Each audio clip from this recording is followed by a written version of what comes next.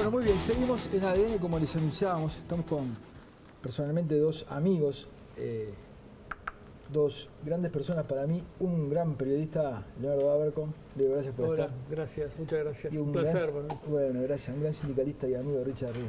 Gracias por estar, Richard. Gracias por la invitación. Buenas noches. Bueno, dos potencias se saludan. Salió el libro, Espalda con Espalda, un libro que Leonardo escribió sobre Richard. ¿Y cómo fue? ¿Qué te motivó, Leo, esto? En realidad... Porque es un dirigente sindical de última. Sí, no de última, es un dirigente sindical, ¿no? De primera, de Claro, última y de anteúltima. Sí, no, a mí cuando me llegó el planteo de que Richard había hablado con una editorial y había un libro que se podía hacer, me interesó porque me interesaba la figura de Richard, en el sentido de que él desde el acto del 1 de mayo del 83, del Día de los Trabajadores en dictadura, está en los primeros planos de la actividad, no sé si llamarlo, no estrictamente política, porque él ha estado desde el sindicalismo, pero en los primeros planos de la actividad nacional, 40 años. Eso lo ha hecho un protagonista y un testigo de 40 años. Para mí eso era muy interesante. Entonces yo dije, bueno, me interesa, y lo único que dije, es un libro en el cual yo puedo hablar con otra gente, puedo entrevistar es decir, es un libro abierto, no es un libro solo de la voz de Richard. Y me dijeron, sí, no hay problema. Entonces, bueno, está. Ahora, debe ser bravo, digamos, porque acá el personaje, el que lo conoce, es igual cuando sale y cuando estás con él en el Club Cervecero. Entonces, es como que no hay mucho para descubrir. Bueno, ¿no? esa sensación abrumadora, aparte Richard está permanentemente siendo entrevistado, lo convocan. Claro, habla mucho. En la televisión, en la radio, en la prensa. Y muchas veces yo tenía una parte en el libro que decía, bueno, esto me lo dijo a mí y esto no está, y salía en la tele y lo decía en un programa, yo me volvía loco en mi casa, y incluso varias veces le mandé mensajes, algunos que borré antes de que los leyera, algunos que borré antes y otros que los leyó, porque me quemaba cosas. Sí, claro. Pero en un momento me di cuenta que el libro no podía depender de eso, ¿sí? Claro. Porque es parte también es uno de los atractivos de Richard, todos lo conocen y todos saben, y por algo lo buscan, porque lo que él opina, claro, interesa y es heterodoxo en su manera de opinar. ¿Richard Rich sin filtro en el libro? Bueno, que diga Richard si se puso filtro. Pero vos como periodista, ¿cómo lo evaluaste en relación al conocimiento que tenemos de la historia? Yo creo que sí, que es sin filtro, pero no 100%, porque bueno, también es consciente del lugar que ocupa, en fin, no estaba borracho, digamos, no estaba claro, digamos, es sin filtro, pero no a lo loco, digamos, ¿no? ¿Y qué personaje descubriste ahí? Bueno, descubrí mucho porque, por ejemplo, de lo que yo tenía noticia era a partir no digo el 1 de mayo del 83, pero de un poquito antes, de cuando se empezó a fundar el sindicalismo en dictadura, digamos, de ahí. El plenario intersindical de trabajadores, ¿no? Exactamente, el PIT. Pero ahí había toda una historia anterior, ¿viste? De la cual no sabía nada, creo que no es nada conocida, o es conocido algunas cosas que Richard ha contado en entrevistas, ya sea de su origen familiar y eso, pero la cantidad de trabajos que hizo antes, la cantidad de cosas que hizo antes, que me dieron también la clave. Yo el otro día decía, porque a veces vos tenés en la sociedad, digo, fulano de tal, sí, es un personaje porque se crió, no sé, en la noche, o porque estuvo en el carnaval y conoce a todo el mundo del carnaval, o porque vivió en otro país y trajo unas experiencias de ese. Bueno, Richard es increíble, pero estuvo en el fútbol, estuvo en el carnaval, estuvo en la noche porque tuvo boliches, fue migrante porque se fue a vivir a Argentina varios años.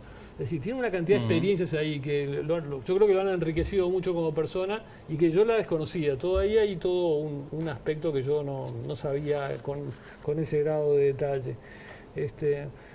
Y luego el otro Richard que yo descubro, por lo menos para mí es como muy interesante, es probablemente el sindicalista. Pero el sindicalista no en los primeros planos del PIT-CNT, sino el que tiene que defender al tipo que se mandó una macana en la fábrica.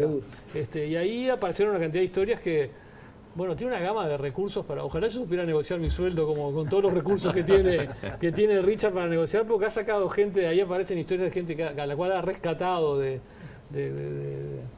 bueno, de caer en desgracia en el trabajo con recursos que son infinitos y que algunos se conocían y otros yo no los conocía, digamos. Richard, ¿cómo te sentiste después de ver el libro terminado, verte allí en blanco y negro? ¿Qué se siente? De todo, a ver, es la historia de un hombre de laburo que es como el día. Tiene 8 horas de brillantez, 8 horas de ocaso y 8 horas de oscuridad, como todo el mundo. Los claros oscuros aparecen. Yo no orino agua bendita, por lo tanto... Sí, hay una serie de conductas que me rigieron desde que empecé a caminar, y esa no me aparté jamás. El tema de la dignidad, el tema de los principios, el tema de la honestidad. Pero después... Y yo me encontré con unas pinceladas del Richard, que es el Richard, sin duda que es el Richard el libro, donde lo que yo le manifiesto a Leonardo está textual, pero claro, uno empieza a leer después y dice, pucha, y esto hacía yo, esto no. Y yo reivindico todo lo que hice en esos tiempos. ¿Verdad? Sería estúpido decir, volvería a hacer lo mismo hoy que lo que hice. No, eso es una estupidez, porque además el pensamiento es como la vida, es dinámica, no es estática. Pero bueno, creo que recoge un Richard de 50 años de laburo, un poco más, con las pinceladas de cualquier tipo laburante de barrio, común y corriente. Yo me siento identificado con el libro. Y habrá cosas que, obviamente, en el mundo de hoy es muy difícil evaluarlo porque te sacan de contexto o te toman una... A ver, yo soy sin filtro. Yo no. Y tenés el cuero duro, ¿no? No, porque también si tengo que lagrimear, lagrimeo. Y no me da nada de vergüenza. Creo que las manifestaciones biológicas hay que tenerlas. No tengo el cuero duro. Lo que tengo es años de aprendizaje con gente que me enseñó mucho. Porque todos los días te enseña, ¿verdad? Sos un vejiga si querés que te la conoces toda. Entonces, el libro recoge eso. Es un libro bueno para leer, interesante. Algunas cosas puede dejar positivas, otras no. Pero creo que es el aporte de un trabajador que se formó en una fábrica, que ayudó a formar un sindicato y que de alguna manera transitó durante la vida gremial sabiendo de qué se debía a sus compañeros. Y la representatividad estaba en la fábrica y no estaba ni en un partido político ni en otro lugar. Entonces, por lo tanto, esa fue mi trayectoria. En el acierto o en el error, los resultados están a la vista. Y bueno, y ya que tengo una oportunidad, un minuto más.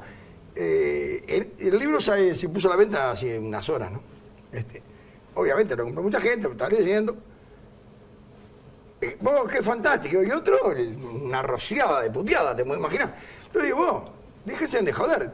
Van a abrir de vuelta un debate que discutimos hace 30 años, 20 años, dejaron la historia, ya lo discutí, no lo voy a rediscutir de vuelta.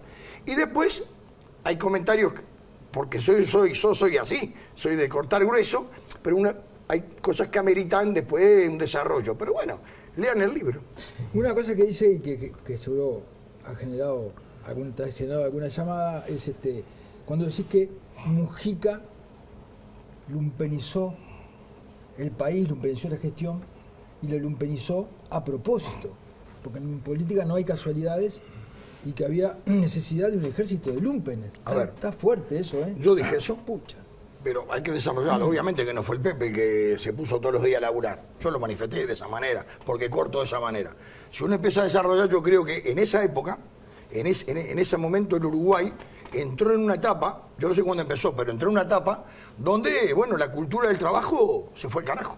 Por algo el 1 de mayo del 2013, en la mitad del mandato, la manifestación del PICNT fue un discurso que desnudaba una realidad que saltaba a la vista. El ausentismo laboral, la falta de cultura del trabajo. Obviamente que, y creo que tengo más elementos políticos para advertir, ¿verdad? Creo que el Mides arrancó el primer quinquenio del gobierno con algo que fue fantástico, porque había que levantar del piso a gente que estaba en la lona, y me parece bien que hay que tirar un cabito. Pero una vez que se levantó, yo creo que el segundo paso era generar fuente de trabajo. ¿Por qué? Porque es tomá y dame. es derechos y obligaciones. Yo creo que se mantuvo en la historia el tema de solo tener derechos y obligaciones ninguna, no se pidió algo a cambio y eso genera una situación que bueno, si se fomentó con la política de gobierno, sí, yo creo que la política de gobierno de ese quinquenio, del 10 al 15, trabajó mucho hacia eso. ¿Y vieron cosas buenas? Sí, claro que vieron cosas buenas. El tema del plan junto y un montón de cosas más. El libro recoge lo que yo dije, obviamente que amerita desarrollarlo, pero bueno para una discusión política en una mesa, ¿no? Leo, como periodista, ¿qué encontraste en el relato de Richard, toda su historia sindical, la negociación con las patronales, con los gobiernos, con los ministros? ¿Qué cosa podés destacar de eso? Y sobre todo en épocas de dictadura y después del comienzo de la democracia con las tensiones que eso implicaba, ¿no? Sí. En un momento entré a llamar a los gerentes, a los empresarios, digamos, gerentes generales de la Fábrica Nacional de Cerveza, también algún gerente de recursos humanos.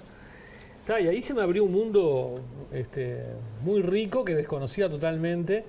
Y creo que lo más sorprendente fue en un momento que yo no lo sabía tampoco, de crisis muy profunda que hubo en la venta de cerveza, que fue como en los años previos a la crisis del 2002, un poco antes ocurre eso, y por supuesto luego ahí también se continúa durante la crisis, en la cual bueno, Richard usa imágenes muy gráficas para pintar ese momento en el cual dice no había que fabricar más porque no se vendía y los mandaban pintar las columnas de la fábrica. Dice, pintábamos sobre lo recién pintado, porque se habían pintado hace una semana, pero hay un momento en el cual ya está, ya no hay más que hacer y la fábrica le dice, bueno, van a ir todos al seguro de paro, cosa que nunca había pasado en la industria cervecera o de la bebida. Y ahí se gesta una solución increíble de la fábrica con el sindicato, es decir, negociando, digamos, ¿no? Y contra la opinión del gobierno de aquel momento, que el gobierno no es que esté contra, es que era tan era ilegal. Era ilegal, la verdad era ilegal. Es decir, esa es la verdad. Logran salvar que todo el mundo vaya al seguro de paro con una solución que el gobierno no puede avalar porque no están en la ley, digamos, porque violaría la ley de alguna manera. Entonces, y ahí es lo que yo decía al principio, ¿no? El dirigente sindical, el que en el libro hay algunas veces que él hace cosas que no las quiero contar, porque para eso creo que son muy graciosas en el libro, claro, para salvar a uno de repente, a uno que se mandó una macana, ¿no? Pero bueno, acá era todo, porque iban a ir todos al seguro de paro, ¿no? Y hay un sindicato que hace cosas muy jugadas para evitar eso. Y eso me sorprendió mucho. Digo. Ahí después decidí llamar a otra gente de la empresa, en fin, y ahí volví a entrevistar a Richard sobre esos puntos. Eso que decís, que la frase esa, salvar a uno, ¿no? Muchas veces en las últimas actividades más públicas de Richard, tiene que ver con las acciones solidarias que el Sindicato de la Bebida ha ejercido en algunos barrios de la periferia, ¿verdad? Que alguna gente la ha criticado. No se puede poner un liceo ahí porque lo que hay que hacer es solucionar la situación general, ¿no? Si no, estás beneficiando se salva de a una la gente. Se salva de a uno. Se salva de a uno, se salva entre muchos. Cuando el brazo del Estado no llega, no se puede esperar, porque quedan las estrellitas de mar quedan en la arena. Por lo tanto, yo creo que acompañando lo que el Estado hace, uno puede ayudar y mucho. Yo creo que el tema de la solidaridad en estos últimos años está desgastado el nombre. Creo que no se aplica como debería aplicarse, porque creo que el tema de las prioridades se ha trastocado. Para mí la prioridad son los niños, no tengo discusión. Pero haciendo una reforma educativa, la prioridad es el niño. El privilegiado tiene que ser el niño, después todo lo demás. Entonces creo que yo me siento muy orgulloso del gremio de la bebida, de todo lo que ha hecho. Quería comentar algo de lo que decía Leonardo. Nosotros estábamos en 33 litros per cápita de cerveza, que es el promedio uruguayo estandarizado. En el 97 bajamos a 13 litros per cápita. ¿Pero por un tema de ingresos o de hábitos? No. Había un error estratégico de la empresa en el mercado. Le erró. Y la mano venía muy mal. Nunca teníamos seguro de paro. Estaba Pérez del Castillo, ministro de Trabajo, ¿no? Porque tenía una buena relación con Santiago. Y dijimos, mira, vamos a hacer lo siguiente. En verano hay mucho laburo y en invierno no hay laburo. En el invierno vamos todos al seguro de paro, no vamos al seguro de paro. Hagamos lo siguiente, laburemos mucho en verano, hagamos horas extras, pero no las cobremos. Hagamos una cuenta corriente de horas extras y después la franqueo en invierno. En vez de al seguro de paro, hago una cuenta corriente de horas extras. Cuando fue el gerente a hablar con Perecate, yo lo sacó despitado. El ministro no podía aprobar algo de eso porque cualquier trabajador podía ir y reclamar y tenía derecho. A cobrar las horas extras. Nosotros hicimos una asamblea y dijimos, muchachos, esto pasa por acá. O nos salvamos todos o nos matamos todos. Por lo tanto, esto es lo que va a hacer el sindicato. Punto. Fuimos arriba, se votó, fuimos arriba y dijimos, hacelo. ¿Cómo? Hacelo. Hacelo que no va a haber drama. Laburamos todo el verano, no hubo una denuncia y en el invierno sorteamos el tema del seguro de paro con esas licencias, entre comillas, que habíamos tomado. Mientras tanto, la empresa recurrió a un amigo mío que después tuve unas piñatas con él por un tema puntual, a Ñato Lorenzo, de Simbe, y bueno, le hizo un estudio del mercado y le dijo, el problema es este. La empresa tomó la referencia de Simbe, aplicó, y bueno, y en 1 año y medio se revirtieron los números. Y ahí salimos. ¿Qué significa eso? Hay que agudizar la imaginación, salir de los esquemas, de los ravioles cuadrados. De esa manera logramos las 6 horas, de esa manera logramos que Stella Artois dejara de venir la importación y se produciera en Uruguay, un país chiquitito así. Bueno, yo creo que todo eso significa que había confianza. Las relaciones laborales pasan por confianza entre las partes, que no significa estar de acuerdo. Podemos estar de acuerdo todo el día, pero si hay confianza uno crece y se nutre.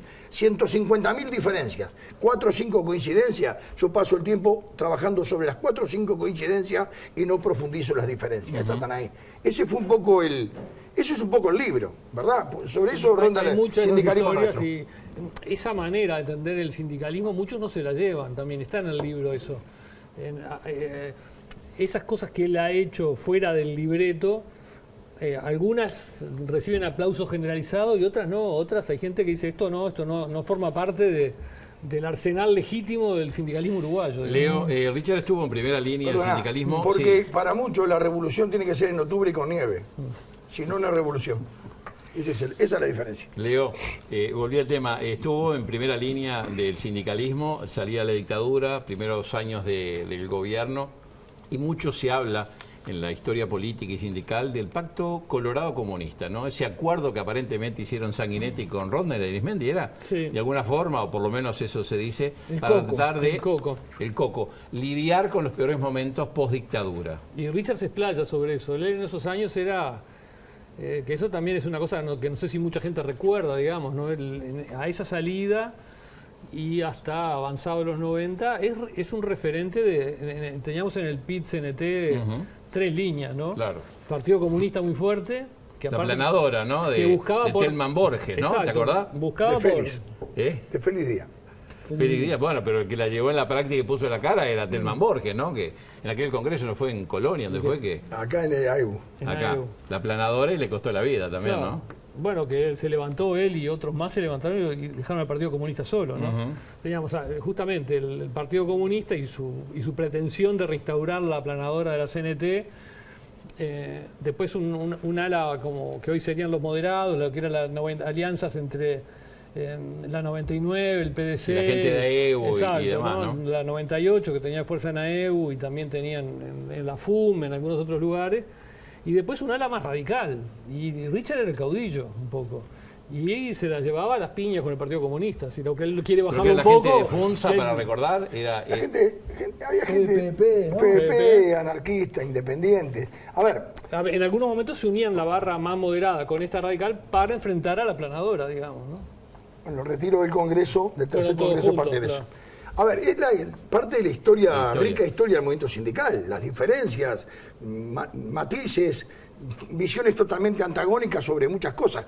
Hoy, por ejemplo, yo tendría discusiones todo el día y no llegaría a acuerdo si definiéramos en el movimiento sindical si Ortega es dictador o no. Para mí es un dictador, y hay gente que cree que no. Bueno, es parte de la idiosincrasia, es la unidad que genera pluralidad y, bueno, no es unanimidad. Yo creo que eso enriquece, porque siempre fue con un tono, salvo algunas pero siempre fue con un tono respetuoso, porque nunca tuvimos diferencias personales, siempre fueron diferencias políticas, igual que ahora. Pasa que ahora la sociedad hoy es no es que se dice, sino quién lo dice, y la inhabilitación por la vía del descalificativo está a flor de piel. Yo creo que hay que reivindicar esos espacios de debate ideológico. Pero respecto a esa historia del Coco, desclasificaron, digamos, parte de la historia. Sí, Richard cuenta, desclasificó. desclasificamos, sí. Y volvía a la prensa de la época y había algunas pistas. Algunas pistas que hoy se hayan olvidado, pero estaban ahí, Mirá ¿no? vos, Y entre lo mirá que vos. dice Richard y lo que está en la prensa. Cuando hablas de aquellas diferencias, ¿no? Y llamamos a Sanguinetti también. ¿Y? Y Sanguinetti hoy dice que bueno. ¿No se acordaba de esa parte de la historia? No, que había una excelente relación con el Partido Comunista. Hasta ahí llega hoy. Pero a Richard le dijo más, ¿no? Y Richard cuenta. No, a ver, él dice que había una uno excelente lo ve relación con con el Partido Comunista. en aquel momento nos cruzamos mal, porque para muchos era evidente. Pasan los años y uno dice, es parte de la historia del Uruguay, ¿no? De llegar a acuerdos. Yo no sé si todos los gobiernos no tuvieron también algún ringuirranga por el costado. Es la gobernabilidad, la paz social. Yo creo que es parte de la historia. Se venía de 13 años de dictadura, había que ordenar la cancha en la salida. Hoy lo evalúo de esa manera, en aquel momento no evaluaba de esa manera. Claro. Los pedales. Y Richard me decía, ¿cómo jodés con esto? ¿No? Pero le dediqué mucho tiempo a un conflicto que hubo en el 86 en La Española. Fue un conflicto muy grande, se ocupó La Española, pero no solo la ocuparon, sino que manejaron, la ocuparon y la hicieron funcionar. La Fue gestionaron. control sanitario y control económico. Claro, hubo un control obrero de La Española que hasta le cobraban la cuota y los tickets a los... No falleció ni una persona por omisión y no faltó un peso en la recaudación final, estaba el dinero dentro de arcones. Y Tipo los Richard era el piratas. representante del PIT-CNT en el conflicto, digamos. Era como un estratega ahí adentro. Fue un conflicto que marcó un antes y un después. sin Y el ninguna Partido duda. Comunista estuvo en contra totalmente porque era una estrategia muy radical que no la toleraba. Y desde el gobierno decían, por ejemplo, Paz Aguirre, senador, Sí. decía, bueno, no es un conflicto con los comunistas, es con los tupamaros. Son los comunistas. Claro, Y eso estaba reconstruido todo ese conflicto, donde Richard jugó un papel importante. El que manejaba el dinero era Olesker, aparte. Mirá vos. Ahora, ¿por qué todo esto, toda este ser diferente, ¿no? Que la gente te ve, que rompes barreras, que te hablan de vos, te ponderan gente de distintos partidos? ¿Por qué no aprovecharlo y llevar ese hombre político que sos a la política práctica, a dedicarte a la política, a juntar votos, a ver cuánta gente te vota? Pero yo creo que no resuelve mucho eso, ¿no? Yo No creo sé. que no sé. Porque también el grado de credibilidad te lo puede dar la horizontalidad. En Uruguay, cuando te ven con una camiseta, ya el resto te bloquea. Yo me siento cómodo como soy, a ver, me siento cómodo. Yo no jamás busqué un cargo. Yo le contaba a Leonardo, el flaco Arismendi en el 84 me propone en la lista de Democracia Avanzada, después Batoriani y Juan Pedro Siganda. En 7 elecciones me ofrecieron 5 veces cargos electivos de diputado y senador. Nunca acepté. Entonces, por lo tanto, y sigo haciendo política. Ya hace 27 años que no tengo un partido atrás que me respalde. Y sigo haciendo política. Yo creo que capaz que podés contribuir mucho más desde el llano, como orejano, que además te lo voy a decir con todas las letras, en inglés te lo voy a decir. Yo ahí adentro ni loco. En el Parlamento. No ¿sí? puedo, yo no es para mí, andaría en los roscazos a los 2 días. Está, pero No, hay tus no lugares, es para mí. puede Y puede ser haber, cargos sí. ejecutivos. ¿La intendencia te pero- gustaría, por pero, ejemplo? a ver. En algún momento se Tiraron nombró el en nombre mío, 2019, sí, ¿no? una cosa. A ver, yo creo Yo que te hay veo mucho- negociando con Adión, ¿eh? sí, como no, me llevo muy bien con ellos. bueno, por eso. Aparte, soy el dirigente sindical que hace 21 años le viene criticando que no levantan la basura. Que la basura hay que levantarla, así es el conflicto más grande del mundo. ¿Por qué? Porque hay que sumar con la sociedad, no hacer medidas que estén en contra de la sociedad. Pero se lo he dicho en la dirección. A ver, yo creo que tenemos que ayudar todos a reordenar este país desde el punto de vista de reivindicar las instituciones, la democracia. No se habla tanto de la democracia, hay que reivindicarla y quererla mucho. Y el sistema político tiene que ponerse los lienzos para que realmente sea creíble. Es A mí el me da título del libro, ¿no? Mucha tristeza, claro. Espalda con espalda, lo has Espalda con planteado, espalda. ¿no? El libro se llama Arriba los que luchan y estudian.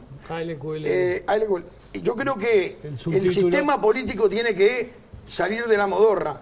Ese espectáculo circense que dan semana a semana, algunos actores del Parlamento lo que hacen es contribuyen a que la gente deje de creer. Yo no quiero un Milei acá en Uruguay. Ya hubo, ¿no? Ya hubo un señor que es senador que prometía, yo qué sé, 100.000 puestos de trabajo. Yo no creo en eso. Yo creo en los partidos políticos, creo en las diferencias ideológicas, en el debate de ideas, y hay que construir sociedad a partir de las instituciones. Creo eso. Después los hombres van y vienen. Vos que en el libro, ¿qué se trasunta, Leo? Que va a la política. Si vos sos un lector y ves... Bueno, esa fue una de las preguntas que le hice como 6-7 veces y... hábil declarante. Hábil declarante, y declara que la gente le pide declarar. El tema es dónde. ¿Qué le pide de pregunta? Tendrías que hacer... ¿Para cuándo, Richard? Y termina ahí el libro, ¿no? Y después Termina ahí. lea el segundo tomo, que será el año que viene, y ahí veremos qué decimos. Bueno, les agradecemos mucho. Antes del cierre. Una cuestión más. Dale. La venta del libro en diciembre van acompañado porque la editorial nos entrega un libro, por cada venta, un libro a las bibliotecas de los centros educativos FOEP. Tenemos 8 centros educativos, abrimos 4 más el año que viene, apoyando al sector policial, y una carpintería de oficio para gurises en situación de calle hasta los 17 años. Por lo tanto, con la compra del libro van a contribuir con otro libro de lectura, de texto, para los chiquilines de los centros educativos de la Federación. Y digo una cosita de sí. eso más.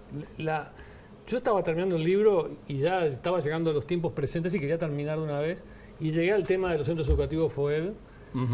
Y tuve que parar y decir, no, esto hay que contarlo en detalle, porque es tremendo, digamos. Sí, es algo sí, impresionante. sí. Y aparte la idea, ni siquiera fue de Richard. Es decir, la idea de hacer eso fue del que era su rival interno sindical adentro del sindicato. Fernando Ferreira. Exactamente. Y quedó para alguna gente que lo pusieron, bueno, es Richard Reed, hay que estar en contra porque hubo una oposición terrible al principio y ni siquiera era idea de él. A mí lo que me llama realmente la atención, ¿no? Es un sindicato poderoso, es una empresa poderosa. Hay una cierta, digamos, coincidencia, pero que un sindicato haya podido lograr esto y que el país, ¿no? Vos veas lo que es la educación. Es una cuestión que rompe las proporciones, ¿no? Rompe las proporciones. ¿Y cómo puede ser esto, no? Porque la revolución puede ser cualquier medio en verano. Les agradecemos mucho que hayan estado. El saludo para Leo, que el martes en la medianoche disfrutó, ¿no? Volvió a ser feliz después de casi 3 años, ¿no? ¿Cuánto? No me acuerdo cuántos. Vos 2018, ¿no? Disfrutaste, 2018, ¿no? Disfrutaste, está bien. Bueno, La verdad que está muchísimas bien. suerte con la venta del libro. Muchas gracias, muchas Gracias gracias. a usted. Y gracias por haber estado. Gracias. Gracias por invitarme. Nos vamos a una tanda y cuando volvamos la columna de educación financiera.